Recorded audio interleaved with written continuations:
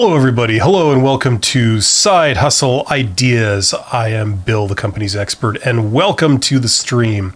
The title of today's episode is called Who Can Be an Entrepreneur? And if you are here, you are probably wondering if you can be an entrepreneur. That's the logical extension of this. We are going to be getting into it today. I'm going to be doing a monologue until I get questions, and then there's a chat. So if you see my face and you're on mobile or you're on the desktop, get in the chat, ask a question related to entrepreneurship. I'll see if I can help you out.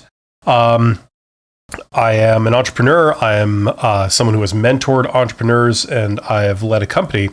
So I have a few thoughts on this topic, and I was going to share them to you today. Listen, YouTube has quite a bit of people on it that talk about motivational type stuff, basically where the theme of everything they say is believe in yourself, right? And, I tend not to go in for those. I mean, it's very important, yes, but there's so much more beyond that. Believing in yourself maybe is like the first step, believing that you can do it. But the way I see it is that what really gives you confidence and what really gives you the drive and the impetus to do this kind of thing is having confidence because you know stuff. You're not just artificially pumping yourself up, psyching yourself up. You have confidence that comes from within because you have tried stuff, you have learned things, and you've proven it to yourself by doing things and observing the results. Maybe if you've had a little bit of success before, that proves it to you that you're capable of something, and that's great. So, who can be an entrepreneur? Well, the short answer is everybody, as I suspect you guys thought I would say. It's true. Everybody can. Doesn't matter who you are, where you're coming from. But there is one interesting kind of factor that I want to talk about today, and that's the whole modern thing these days of a network of entrepreneurs. Entrepreneurs not existing as sort of these individual rebellious type people that go their own path, but having a network or a community of them, okay? I want to talk about that today because that's something that I see a lot. And also, there are a lot of people on this channel who tend to be introverts. I'm an introvert myself. The definition of introvert, I'm using the definition from, is it Carl Jung that invented it? The Myers-Briggs type indicator. Basically, what he said was an introvert is someone who can do social interaction, but it's an energy draining experience for you, as opposed to an extrovert who can also do social interaction, but it's an energy charging experience. Okay, so I know there's a lot of people on this channel that are introverts. Okay, and it's roughly 50% of the world are introverts. There's introverts and extroverts, and it's roughly 50-50 split. So the thing is, I hate to say this, but it's kind of an extrovert's world. They're the people we always hear about. They're the ones always talking about themselves, the ones always communicating when it isn't absolutely necessary. So we tend to get this overinflated sense of extroverts. And the great thing about what we're talking about here, entrepreneurship and entrepreneurship starting off with side hustles, the great thing about side hustles and entrepreneurship is that you have to sell something. And if you are an introvert, you don't need to get in someone's face to sell something. You could sell stuff online. You could even do it sort of by proxy. So the great thing is that introverts can make great entrepreneurs too. And a lot of them often do because introverts tend to be the innovators, the inventors, the people that can focus on a problem and solve it, as opposed to extroverts that don't like to focus on things that don't involve people, really. That tends to be the trend. So if you are an introvert, my friend, first of all, I feel for you because I'm one myself, but you have the focus and the ability to really solve problems, and that's absolutely incredible. So let's talk about the community of entrepreneurship while we're waiting for questions. Community, a lot of times in this great connected modern world, especially in the last 5-10 years, there's been a lot of emphasis on people sort of connecting up and finding like-minded others, and this is great.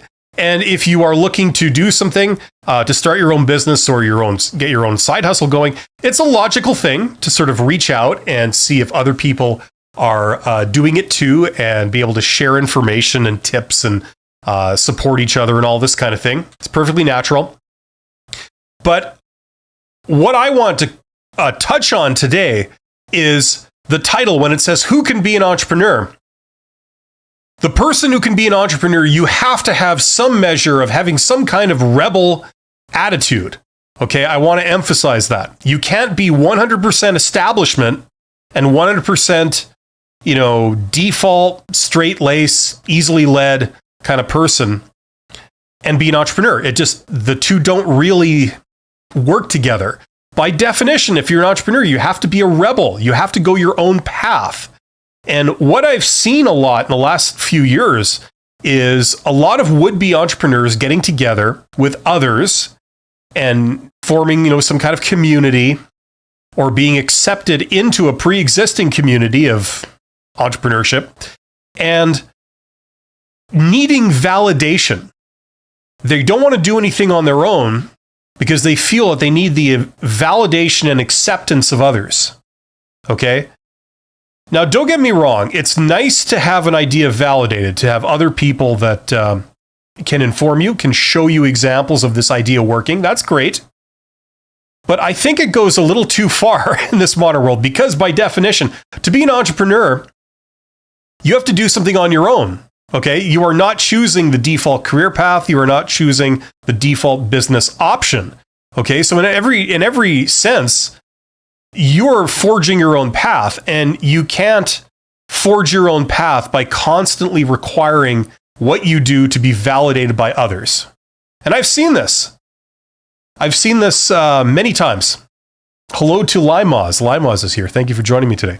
No, I've seen this a lot. Like people that they want to do something, but they're kind of scared. Okay, they might think it's, I don't know. I think it's a good idea, but I don't know. Nobody else seems to. And oh no, this person who's in the establishment, who knows really nothing about this idea, has told me that they don't think it's a good idea. So that's enough to completely undermine all my confidence and make me not even want to try.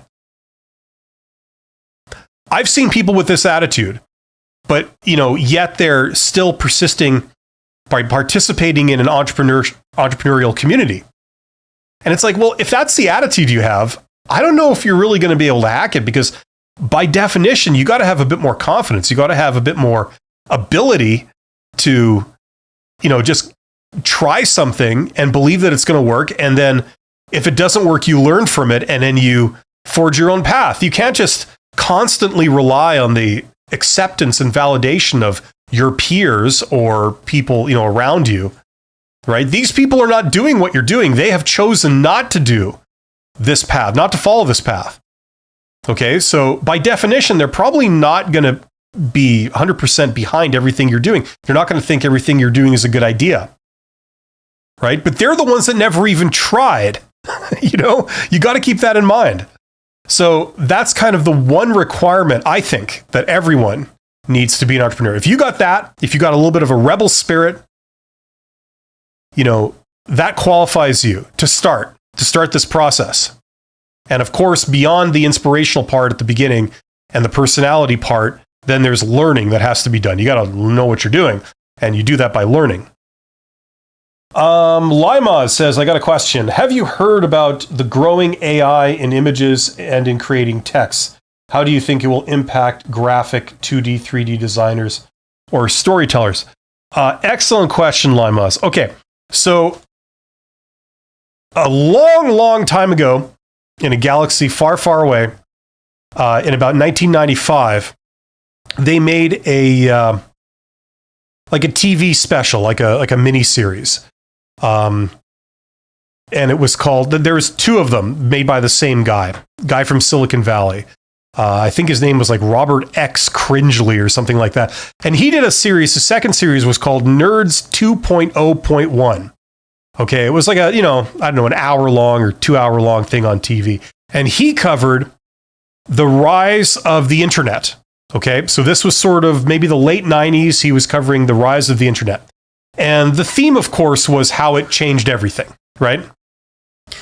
And if you've something that I recommend everyone to do if you want to start a business is go and watch a few documentaries. If you've never done this, go and watch a few documentaries on, Silicon Valley, the history of Silicon Valley, the history of the computer, the PC, like the microcomputer, desktop computer, whatever you want to call it. Absolutely, completely revolutionized the world, like I'm sure everybody knows. And so that like turned absolutely everything on its head. Now, just bear with me for a second. If you follow the story of what happened, you can tick several boxes of what happens, right? The first thing that happens is most people say, "Oh, that'll never catch on," right?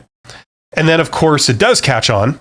And it changes the world. Now, it changes the world in an interesting way. And that pattern also ticks a few checkboxes. First of all, someone introduces technology. So a few people give you technology. They tend to be engineer types, okay? Sometimes they're working for big government. Sometimes they're working in the private sector. But somebody makes an invention. Okay, here's the new technology. We've come out with this new chip or this new thing, right? That's the beginning. Okay, so new technology that has a ton of capabilities. However, in the very beginning, when it's introduced, nobody recognizes the capabilities of this thing. Nobody cares apart from a tiny handful of people. And what they do, they're sort of the first adopters and the first movers. And they jump in and start using the new technology. They turn a new technology into a product or service, right? Usually, in the process, they make a ton of money, okay? They're the people that sort of first exploit this technology, okay? Then what happens is the general public says, oh, what use is that? What possible use could that be? I mean, it's kind of nifty and it's kind of gimmicky and, cute and everything, but seriously, what use is that? That's what everybody says first, okay? Then you get more players in, and then it starts to change absolutely everything, okay? And it's unstoppable. Companies that, are in the sort of $1 billion profit range and up, they do everything they can to resist it at first. And then when they realize that they've lost the battle, then they do everything they can to embrace it, okay? But by then, usually all the small players have all made a fortune, okay? And it's disrupted everything. Okay, that's what true disruption is. So that happened for the PC when the PC came out. Then it happened again for the internet. Same exact pattern. New technology comes out, given to us by engineers, technical types, right? They don't really exploit it. It's left for other people to come in, see the potential, exploit it, make their fortune. And then everyone else, the general public, has this reaction at first of like, oh, what good is that, right?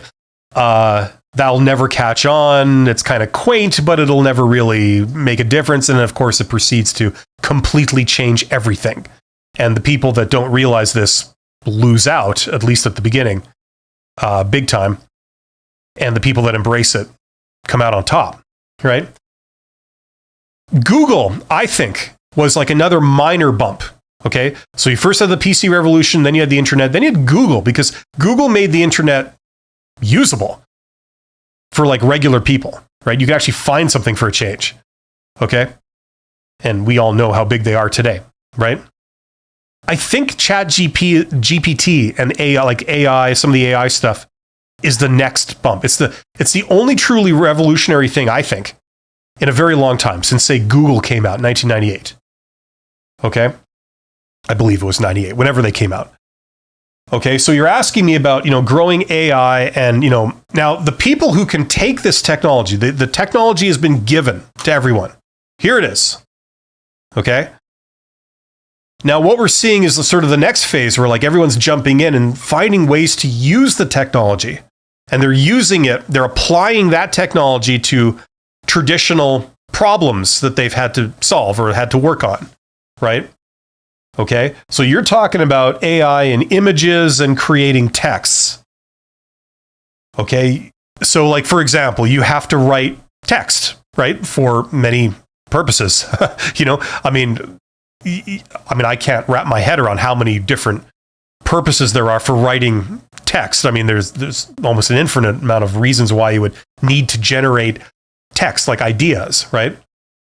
The need to generate thoughts and ideas and communicate them to people. I mean, that applies to absolutely everything. So how could you apply to AI to one specific tiny problem where you would need text, right?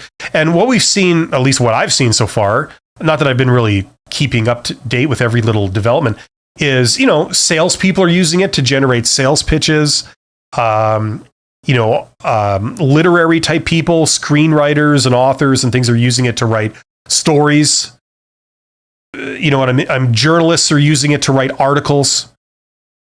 Right? So, I mean, everyone is applying it to their specific problem, right? And it's going to revolutionize, I think it's going to revolutionize almost everything. Okay?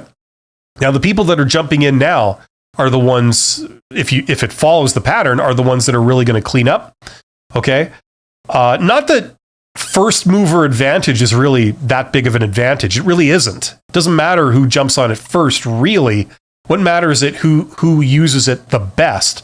That's what tends to win. Okay? You can come in late, be late to the game, but you have a better solution than your competitors, you still win. Look at Google, for example. Google was not the first search engine. Not by a long shot. There were a ton before Google. There were big ones before Google. And Google squashed them all, right? They came in late to the game, but they were good. There was Google and then there was all the rest, right? So just by word of mouth, they took over more and more and more, and then they just became the giant 800-pound gorilla that they are today. So, that's what matters. Who can apply the best solution? So it's going to change everything. And right now, people aren't thinking of all the applications that you could apply AI and stuff to. Okay? So if you want something like a great business idea right now, I think, would be taking some kind of traditional problem that people have always had. And, if you can use AI, for example, to solve that problem in a better way, okay, either you can do something quicker, you can do something faster, you can do something better using AI, that's a great model. That tends to work, okay, generally. Lima says, so in conclusion, learn to use it to your advantage or even exploit it to create some new ways and purposes that it could be used to provide services for others for money. Well, that's going to be one of the things, yeah. It'll also lead to creating new things. Like, for example, okay, to illustrate what I'm saying, look at the internet, okay? What did the internet do? Well, it took problems that people had before and it solved them. It gave them a better solution, okay? For example, you want to buy a certain product from the store. What you had to do is get in your car, drive around your city, go from store to store, see what store carried this particular product, whether they were in stock, whether they carried it at all. That's what you had to do. Okay. I suppose you could phone, but if you didn't know the part number or anything like that, it wasn't really that great. Even if you did have to phone, that was, I guess, another solution. But what did the internet do? All of a sudden, all the stores had an online presence, and you could go online. You could see who has that product, from the comfort of your own home or your phone or whatever, and see if it's in stock in whatever store. And then you could either go there directly without having to shop around first, or you could just order it online directly. So it took a traditional problem and it gave a better solution. Okay. So that's one of the things that the internet did. But then it created new things that hadn't existed before, right? Something like Wikipedia. Okay. I can't think of great examples off the top of my head, but something like Wikipedia, that didn't exist before. You had encyclopedias, but it wasn't really the same thing. You didn't have everybody editing it. That was something new. It was capabilities that were not analogous to something that had existed before. It was something new. And there's a ton of those, right? So you're going to get all kinds, and I'm not some kind of economist, visionary with this stuff that's studied like Silicon Valley and all this. I've just lived through all this and I've seen what people have done. And I've seen it on a small scale when, new chips come out that have new capabilities. Texas Instruments or something will come out with a new chip. And then you see all these smaller companies that are like, like, what can we use this chip for? And then they incorporate it into a product, and the product is better than what is out there in the marketplace, because they're exploiting this new technology. So that's kind of a general pattern. So yes, I definitely think that that's one way to go, Lima, is that'll be a thing. A lot of people are doing that right now, and they're cleaning up. But I believe if it follows the trend, you'll also see it solving new problems that people didn't have a solution for before. It's a matter of thinking of them. It's amazing how we're so used to the status quo, right? Trent Mears says, hey, is that like a Fat Albert thing? Hey, that kind of, I don't know if anybody watched that. You'd have to be kind of my age to have watched that in like the 70s. It's like a Hanna-Barbera cartoon or whatever, Fat Albert. Anyway, so yeah, that's what I think. There's tremendous opportunities there. Now, that's one way to do a side hustle or your own business. It's one way. It's not the only way, but that's like a technology trend. And you mentioned AI. AI is like the most exciting thing, as far as I'm concerned, in the world of popular technology, like technology that's being widely adopted and having a big impact. It's the most exciting thing since Google came out, to me. There's been other things, we've gotten into robotics, kind of. There's been drones, there's been other things, but I think this is much, much bigger than anything that we've seen since like 1998. That's how big I think it is. I've lived through a lot of people claiming that this new thing today is like the next big thing. I've seen that a lot, and it never is. It's usually just, a sales pitch. But yeah. So anyway, coming back to who can be an entrepreneur. Anybody can. You just have to have that rebel attitude. That's not encouraged enough. We're a product of, everybody is a product of the school system. And the school system is based on conformity. It's based on having classfuls of people that all follow instructions. They all follow orders. You do standardized testing, standardized learning. So, one size fits all. And, 30 people go through it together, or 25, whatever, however many people are in a class, and they need everyone to conform and to all do the same thing. And so it creates this attitude of like, I'm not allowed to act on my own. I have to be given permission to do something first. And that is the antithesis of this entrepreneurship mentality, where it's like, I don't care if the entire rest of the world is going that way. I'm going this way because I believe in it. Because I have a problem with the way they do this. I think that it sucks. I think it could be better. I think that they're missing out on an opportunity. I think that, it's stupid the way they do it. I'm going to do it this way. Right? So you have to have that rebellious kind of spirit.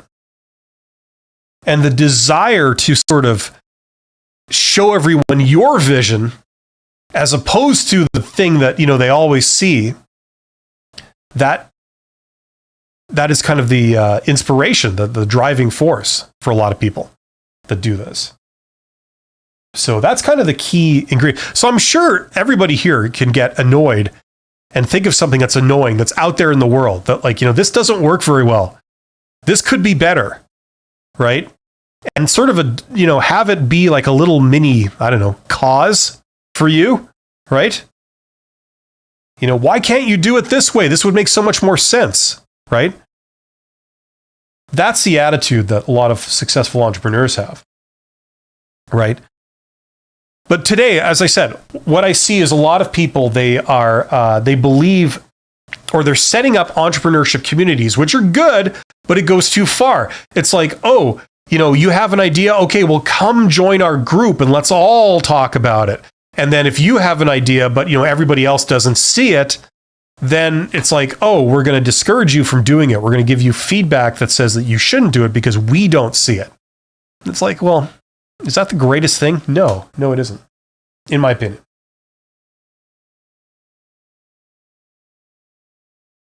Okay, well, there's 15 of you guys here. If you have a question or comment, just get in the chat. And it's kind of, I always find it hard kind of doing this in a total vacuum. I like to play off other people's ideas and things. So I think I've kind of said my piece. So if anybody's got a question or something that I can help you with, let me know in the chat, and I will see if I can help you. Yeah, I think there's a lot of people out there that they want to be entrepreneurs or they want to do a side hustle, even if it's just like for the money. Like in the beginning, that's kind of an inspiration. You know, I want to do this to make money, right? That's an inspiration on its own. It might not inspire you to do the work, but it inspires you to put effort into it.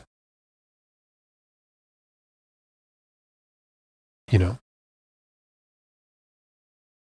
So yeah. I don't really have a ton of... See, when I get a good question, I put it on a Post-it note and I stick it to my monitor. Very professional. I never did that my entire career up until like maybe a year ago. And, you know, I don't know. I used to kind of mock people that did that, but I got to admit, it's a good way to do things. I don't really have a ton of them here that I can just instantly talk about. So in the absence of any questions, we got two at once here. Let's see. Okay.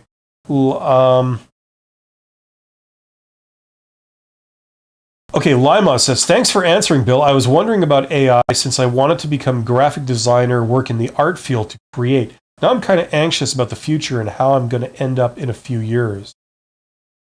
You know, what's interesting, Lima, is I'm not a graphics guy. Okay, I'm not. But what's interesting about there's so much stuff in this world that's visual, okay?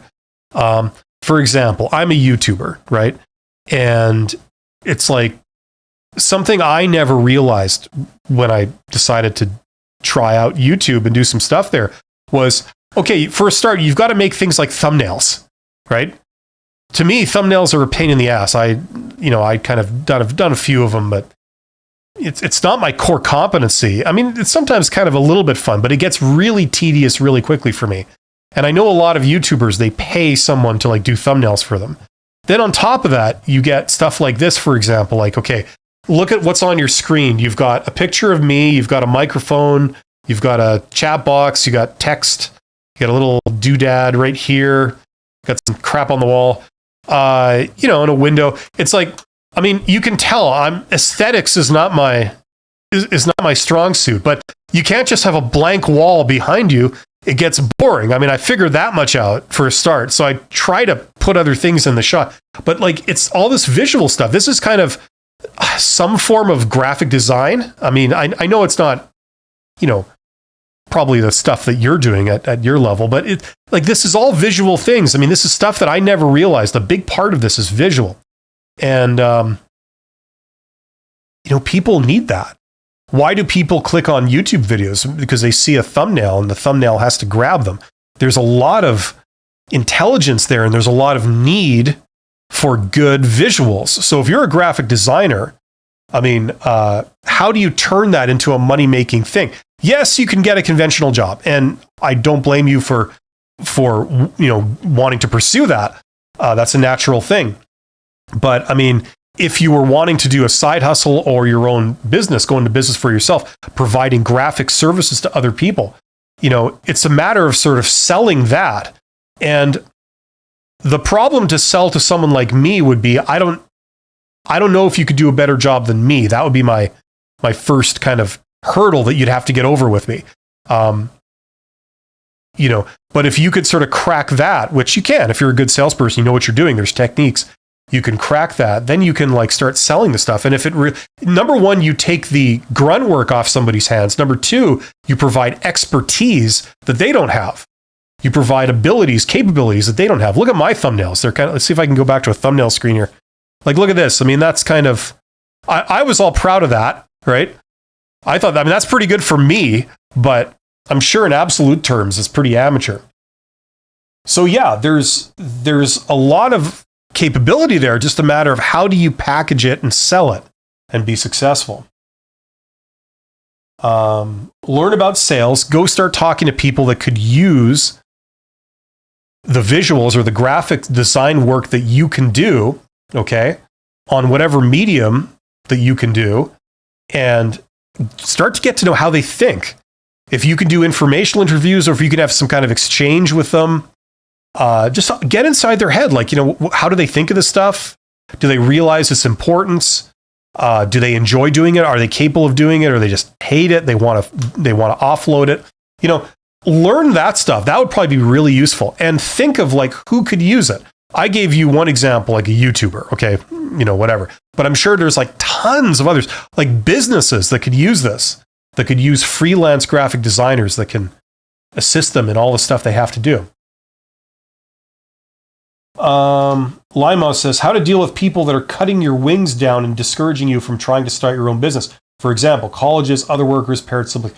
Yeah. Oh, great point. Great question. Yes. This is the other thing. You will always encounter people who have never done anything on their own. They've always taken the default path their entire lives.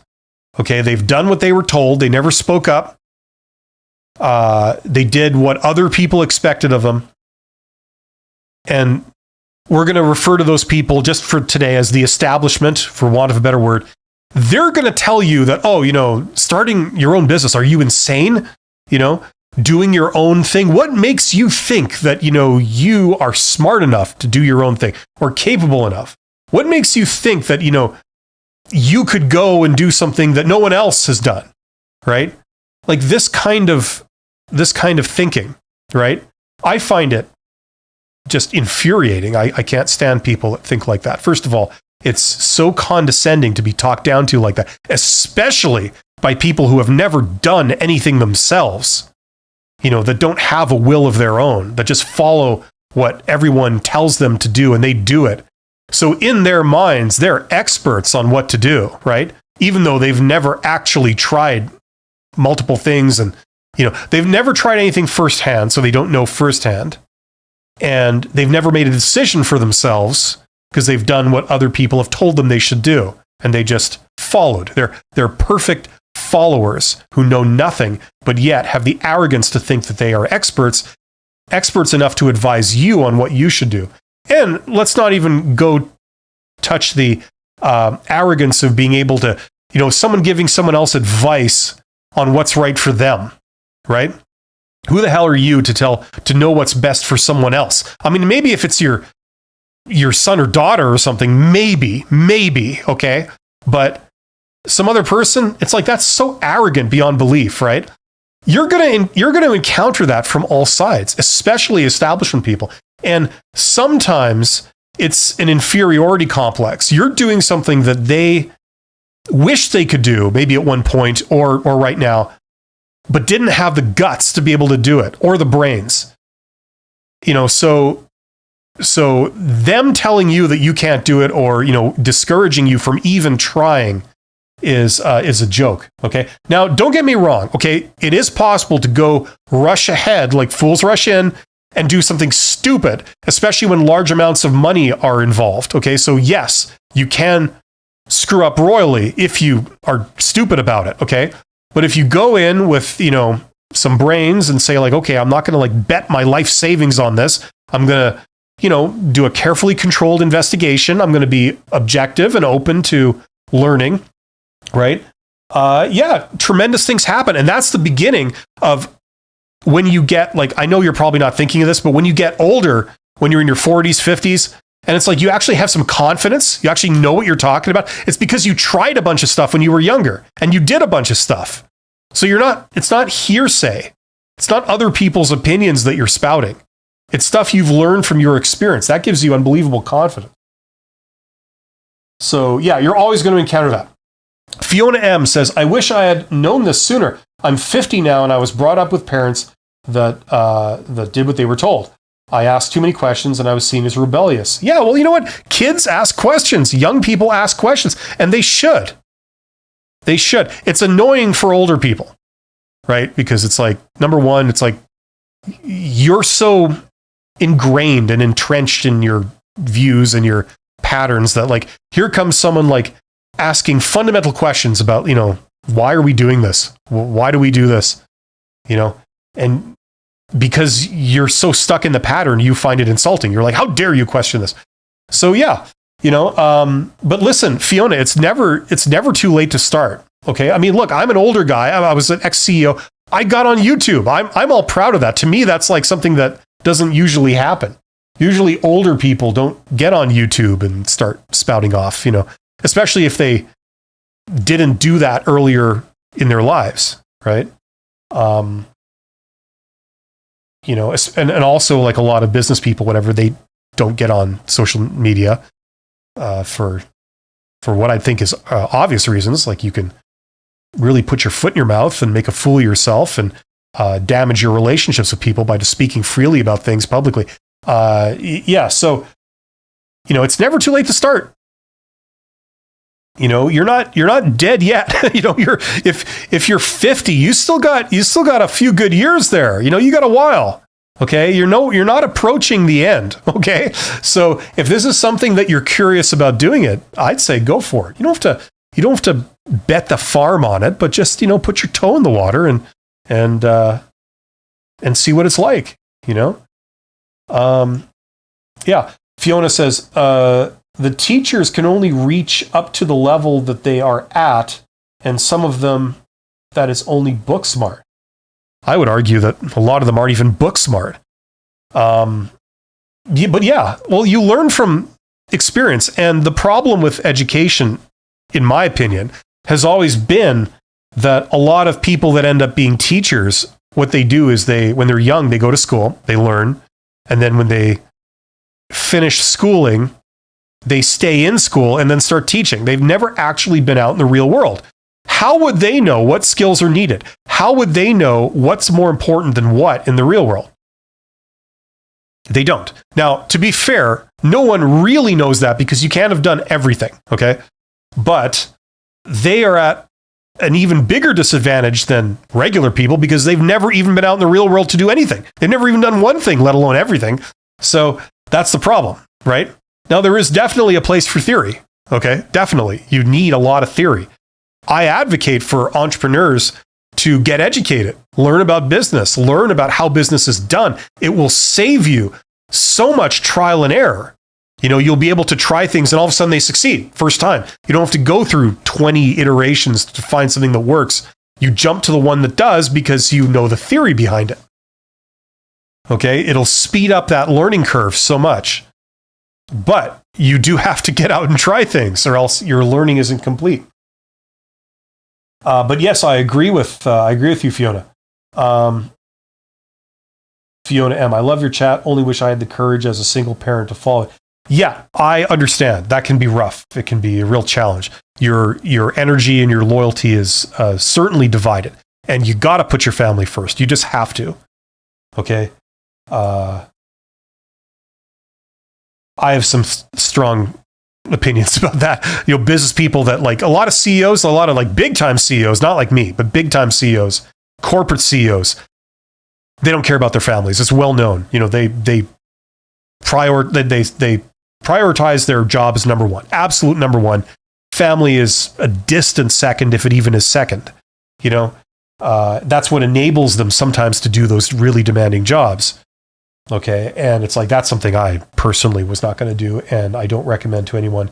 Yeah. You got to put your family first, but there are solutions. You don't have to sell your soul to a business to like a side hustle to do it. Okay. You can do things on your own terms. Okay. It's about, as much as possible. I don't know what your schedule's like. I don't know what demands are on you. I don't know your life, but a lot of people can find like sort of a place for it. They can squeeze it in if it's done in a very organized way and they plan it out. And it's something that can be done on a small scale. So anyway, I totally encourage you to, to follow your dream, Fiona. If this is something you want to do, learn what you can and start trying some stuff, even on a small level. If you have to do it all via social networking and remotely, it can be done. There are things you can do. Bilal, if I'm saying that right. Bilal says, "Hi, Bill. I just wanted to say thank you for your interview tips, especially in regards to preparing for behavioral questions. I got the job. Thanks again." Congratulations, Bilal. That's great to hear. Heinke says, "Any idea of a company related to Japan?" What does that mean? There are many companies in Japan, and some of them are pretty damn good. I like the Japanese work culture, since World War II. The Americans that sort of went over, primarily Americans that went over after World War II, helped rebuild Japan, brought over some business principles. They all like the Deming stuff with the quality. Japan sort of put their own take on it, and they brought their culture into it. And I think some of the stuff that the Japanese culture instilled into their form of business is really good. Number one, you don't treat employees completely like crap, right? You had a more symbiotic relationship between the employee and the company. The company had this more parental kind of role where it would take care of their employees. They wouldn't just lay people off at the drop of a hat. They would try and, move them into other tasks and take care of them. And in return, the employees felt much more of a sense of loyalty and commitment to their employer. It wasn't such a free-for-all where companies don't give a crap about employees and employees don't care about the company. They're only loyal to number one.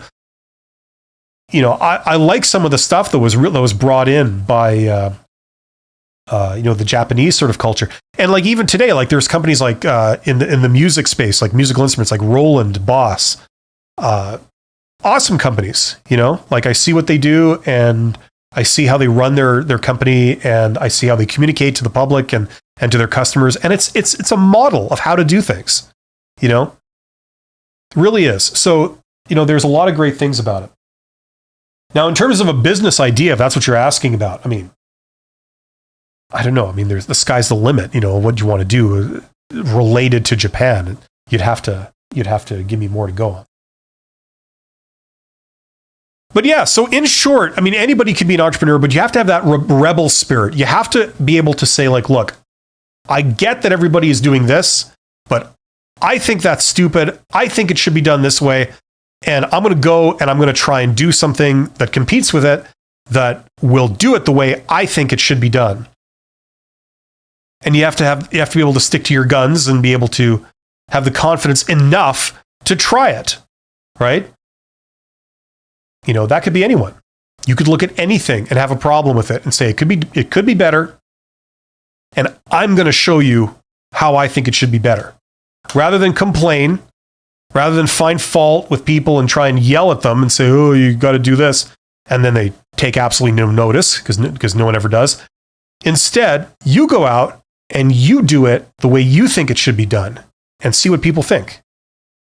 That's the attitude you got to have. And if you have that attitude, doesn't matter who you are, doesn't matter how old you are, doesn't matter if you're a single parent, doesn't matter, where you are in the world, you can do this.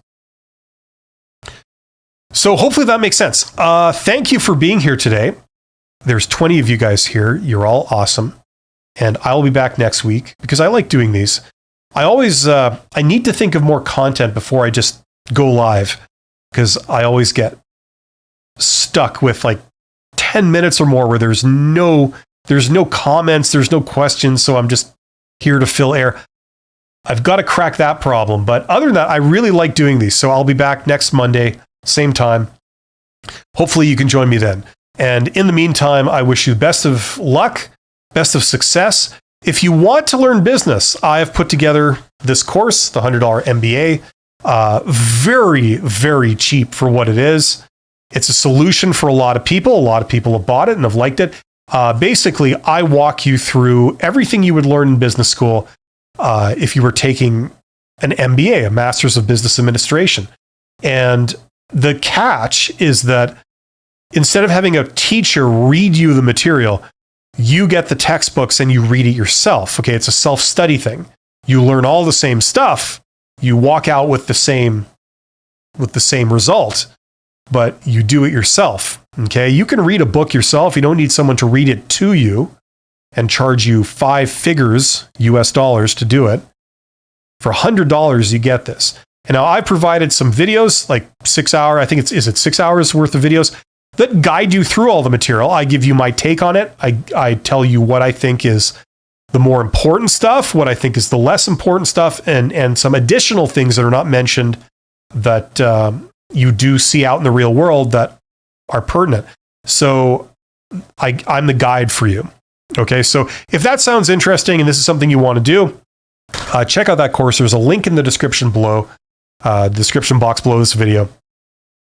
And that's a solution for a lot of people that they want to be an entrepreneur. They want to go their own path. They want to make money without having to go through an employer, and they want to satisfy their creative vision of how to do things and make money off it. It's a win-win situation if you can pull it off. How to be in business, the best thing to do is to learn business, in my opinion. But I'll leave it up to you. Thank you very much. You guys are awesome. And I will see you next week. Take care.